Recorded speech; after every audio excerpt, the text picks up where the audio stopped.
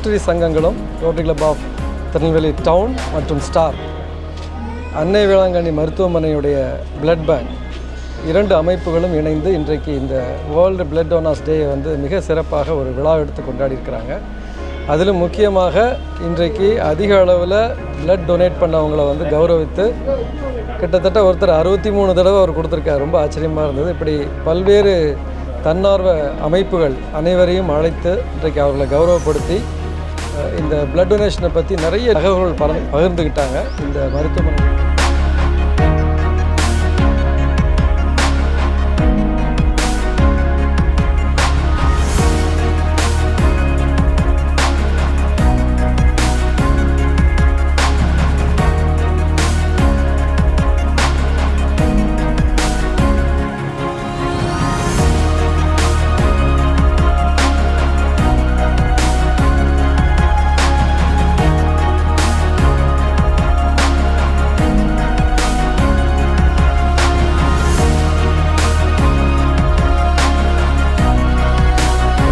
இது வந்து மனிதநேய திருவிழா.